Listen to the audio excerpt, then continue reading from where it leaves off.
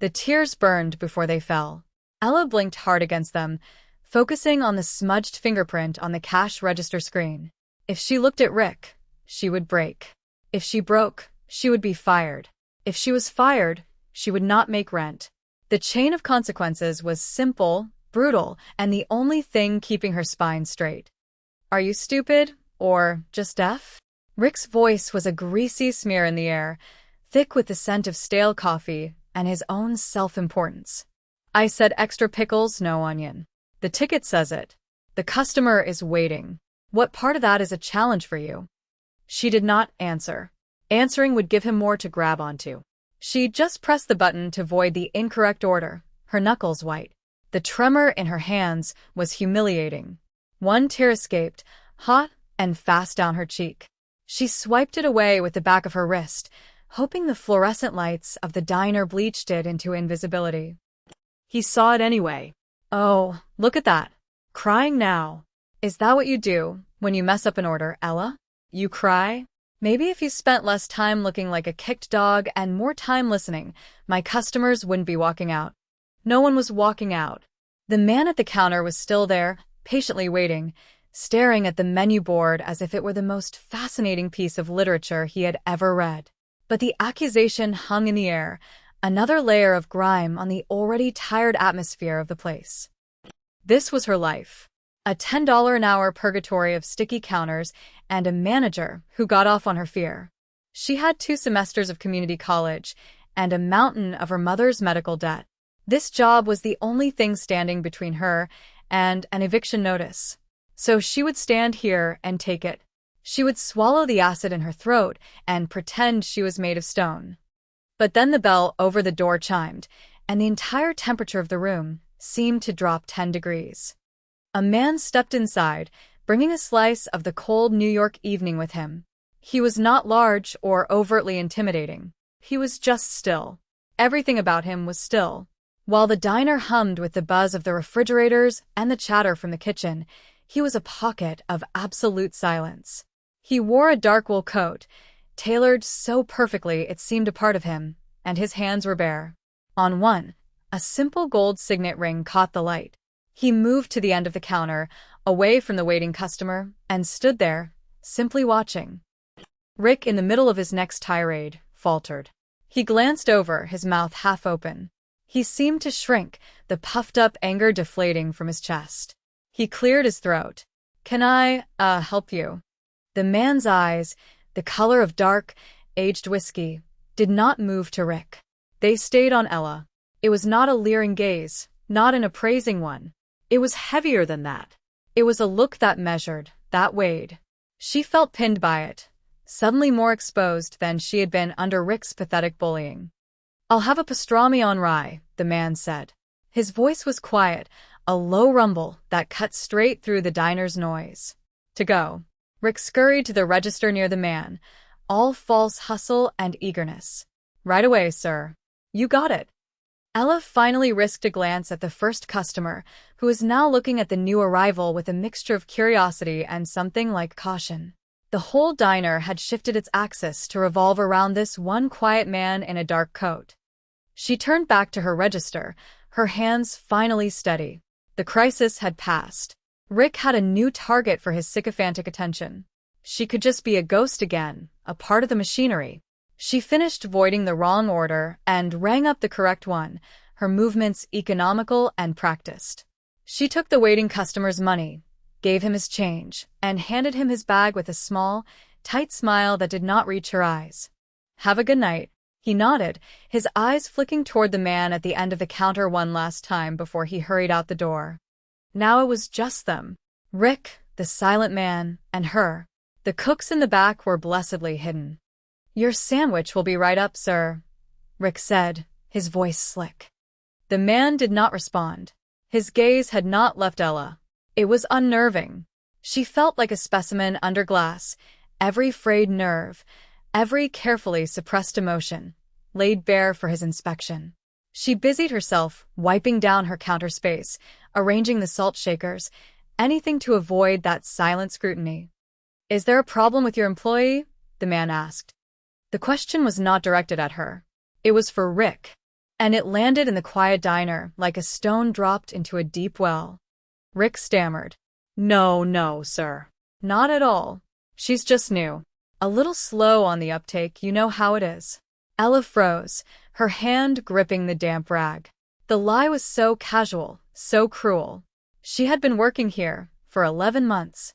She was the fastest and most reliable cashier they had. She never called in sick, never came in late. She covered shifts for everyone. The man was silent for a long moment. He looked from Ella's rigid back to Rick's sweating face.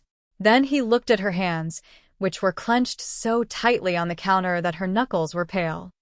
She doesn't look new, he said. The words were flat. A statement of fact. She looks tired. Ella's breath caught in her chest. No one had ever said that. They saw her as a worker, a cashier, a function. They did not see the 2 buses she took to get here, the 6-hour shifts on her feet, the constant, grinding worry that was her life's soundtrack. To be seen, so suddenly and so precisely, by a complete stranger, was terrifying. Rick laughed, a nervous, high-pitched sound. Well, we all get tired. Long day. You will get her a glass of water, the man said. It was not a request. And then you'll go into the back office and wait for me. Rick's face went from pale to ashen. Sir, I don't understand. The man took a single, slow step away from the counter, turning his body just enough to face Rick fully. He did nothing else. He did not raise his voice. He did not make a fist. He simply looked at him.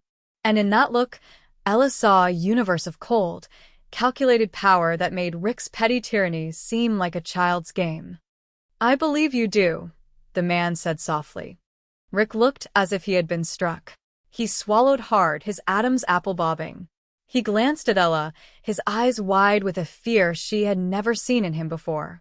Without another word, he scurried to the soda fountain, filled a plastic cup with ice water, and set it on the counter in front of her. His hand was shaking. Then, like a dog called to heel, he disappeared through the swinging doors to the kitchen and the office beyond.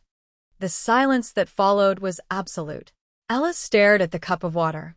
Condensation beaded on its sides. She could not bring herself to look at the man. Her heart was hammering against her ribs, a frantic, trapped bird. She had no idea what was happening, but she knew, with a certainty that chilled her to the bone, that this was not a simple customer complaint. Drink, he said. His voice was closer now. He had moved to stand directly in front of her register. She looked up, finally. Up close, his eyes were even darker, flecked with gold. There was a small, faded scar that cut through his left eyebrow, almost invisible. He smelled of cedar and cold night air. She picked up the cup, her fingers numb, and took a sip. The ice water was a shock to her system. It steadied her. He is your manager? She nodded, unable to find her voice. For how long has he treated you this way? The question implied he believed it was not the first time. The accuracy of it was another small shock. It doesn't matter, she managed to whisper. It does to me, he replied. His gaze was intense, unwavering. This is my diner. The words landed, and the floor dropped out from under her world. His diner. This whole time, she had been working for him. This quiet, dangerous man who had just dismantled her tormentor with a handful of words. She thought about every complaint she had wanted to make, every time she had wished for a better boss, a fair shake. It all seemed so naive now. This was not a man who cared about fair. He cared about something else. Something she could not begin to understand. He watched the play of emotions on her face. Fear, confusion, a dawning, horrified comprehension. Rick will no longer be your manager, he stated, as if discussing the weather. He will no longer be employed here. Or anywhere else in this city, for that matter. The finality of it was absolute. He had not just fired a man. He had erased him. A cold dread, colder than the ice water, seeped into Ella's bones. She had not been saved. She had been witnessed. And in this man's world, being witnessed was not a promise of safety. It was a promise of entanglement. He reached into his coat and pulled out a wallet. From it, he extracted not cash but a slim, black business card. He slid it across the counter. It was heavy cardstock, the lettering a simple, severe silver. Dante Moretti. There was no title, just the name and a phone number. "My name is Dante," he said. "You will call this number tomorrow at 9 in the morning. Someone will give you instructions." Instructions for what? Her voice was barely audible. "A new position," he said. "You are done here." She stared at him, bewildered. I need this job." "You need a better one," he corrected her gently. "One where your talents are not wasted and your loyalty is appreciated." He paused, his eyes holding hers. "You are loyal, are you not, Ella?" He said her name. He must have read it on her name tag, but the way it sounded in his low, quiet voice was different. It felt less like a name and more like a brand, something he had just stamped onto her. She did not know how to answer. Loyalty to what? To whom? She had only ever been loyal to her own survival. He seemed to take her silence as an answer. 9 o'clock, he repeated. Then he turned and walked out of the diner, the bell chiming his departure. He never did get his sandwich. Ella stood alone in the deafening silence, her hand resting on the cold, black card. She had thought her biggest problem was making rent. But she was wrong. Her biggest problem had just walked out the door, and he thought he owned her now. And the most terrifying part was, she had a sinking feeling he was right. The next morning, her hand trembled as she dialed the number. She had not slept. She had replayed the scene in the diner 100 times, the weight of Dante Moretti's gaze, the chilling finality in his voice. Part of her screamed to run, to pack her meager belongings and disappear. But another, more practical part of her knew that was impossible. Men like that did not make suggestions. They gave commands. And she had no doubt that a man who could erase someone's career with a single look could find a broke cashier anywhere in the 5 boroughs. A crisp, professional female voice answered on the second ring. "Mr. Moretti's office." "My name is Ella," she said, her voice small. "He told me to call at 9. There was no hesitation. "Of course, Miss Vance. We have been expecting you. A car will be at your address in 30 minutes. Please be ready." The line went dead. She stared at her phone. Miss Vance. They knew her full name. They knew her address. The cold dread from the night before returned, coiling in her stomach. This was not a job offer. It was a summons. 30 minutes later, a black town car, so clean it seemed to absorb the light, was waiting at the curb of her rundown apartment building. The driver, a large man in a dark suit, got out and opened the rear door for her without a word. The inside was silent and smelled of rich leather. As they pulled away from the curb, Ella felt like she was crossing a boundary into another world, one from which there was no easy return. They drove into Manhattan, to a skyscraper of smoked glass and steel that seemed to scrape the clouds. The lobby was a cathedral of marble and quiet efficiency. She was escorted to a private elevator, which opened directly into a sprawling office suite. The view of the city below was breathtaking, a panorama of power she could not have imagined. The woman from the phone, impeccably dressed, greeted her. "Miss Vance. Mr. Moretti will see you now." She was led into an office that was larger than her entire apartment. One wall was a solid sheet of glass, looking out over Central Park. The other walls were lined with books. In the center of the room, behind a massive desk of dark, polished wood, sat Dante Moretti. He was not wearing the heavy coat from last night. He was in a perfectly tailored charcoal suit, a crisp white shirt, and no tie. He looked up as she entered, and the same quiet intensity from the diner filled the vast space, shrinking it until it felt like it was just the two of them. "Ella," he said. It was a statement, not a greeting. "Please sit." She sat in the leather chair opposite him. It was so soft she felt like she might sink into it and disappear. "You are punctual," he observed. "I appreciate that." She said nothing, her hands clenched in her lap. "I have a problem," he continued, leaning forward slightly. "My businesses, my legitimate ones, have grown. They require meticulous oversight, record-keeping, scheduling, the kind of work that demands precision and discretion, the kind of work a person who can remember a dozen different sandwich orders under pressure might excel at." He was talking about her. He had watched her for who knows how long. That brief moment in the diner was not their first encounter. It was just the first time he had allowed her to see him. The realization was deeply unsettling. "I need an assistant," he said. "Here." "In this office. The pay will be more than enough to solve your financial difficulties. You will report only to me." It sounded too good to be true. A beautiful office, a massive salary, a powerful boss.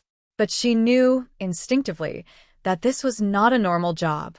The books on his shelves were not for show. They were leather-bound and old. The silence in the office was not peaceful. It was watchful.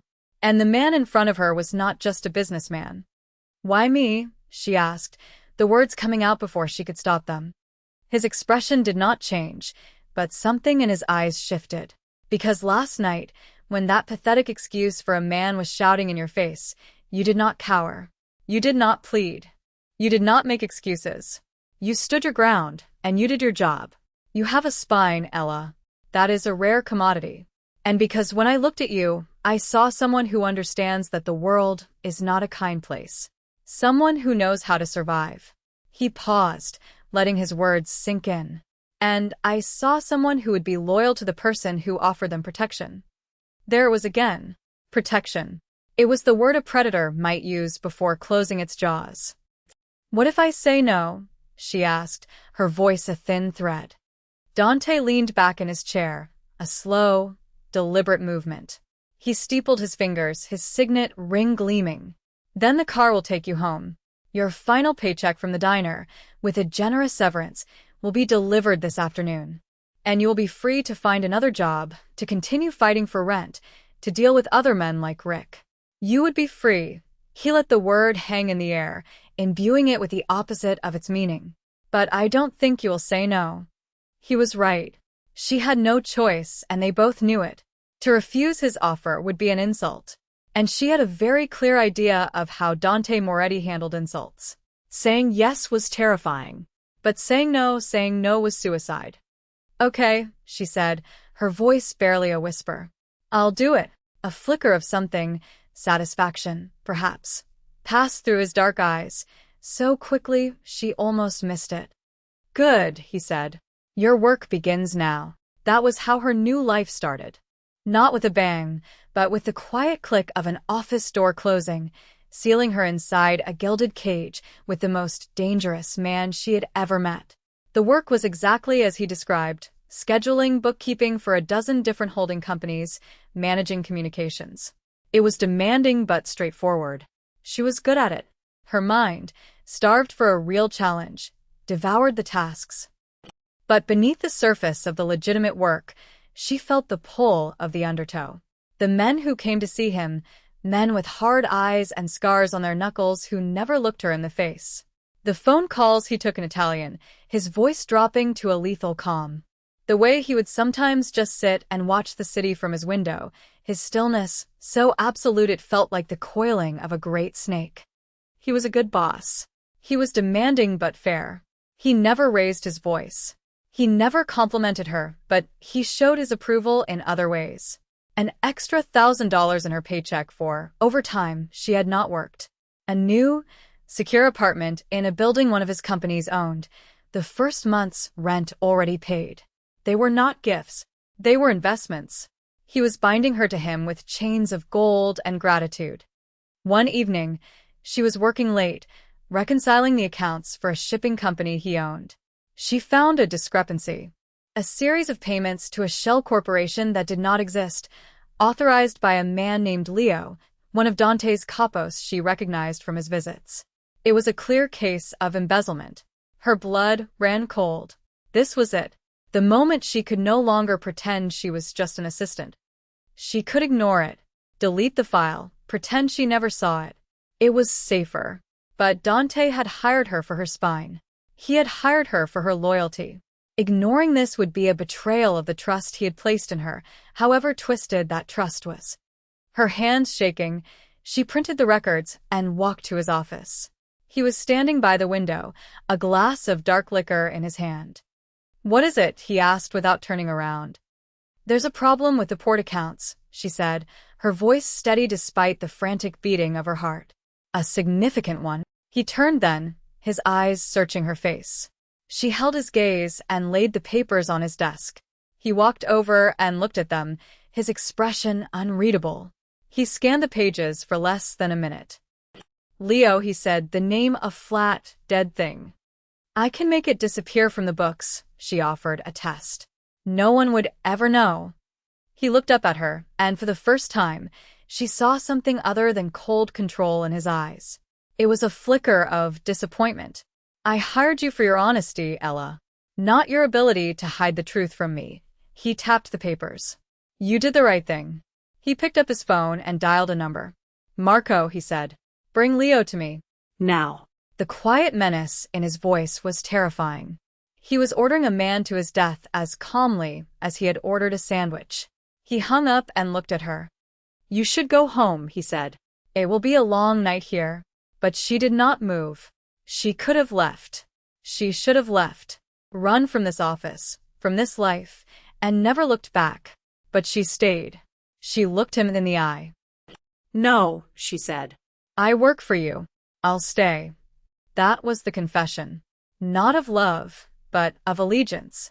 In that moment, she crossed a line. She chose his world over the one she had known. A strange, almost imperceptible softening happened in his face. The rigid control eased for just a second. He gave a single, sharp nod. As you wish, he gestured to the small bar in the corner of his office. Pour yourself a drink. You've earned it. It was the closest he had ever come to saying thank you. As she poured a measure of whiskey into a glass, her hands still trembling slightly, she knew she was no longer just an employee. She was an accomplice. And she had stayed not out of fear, but out of a dark, undeniable feeling that with him, in the heart of the storm, was the only place she was truly safe. The world outside, with its wricks and its eviction notices, seemed far more dangerous than the man who commanded death with a single phone call.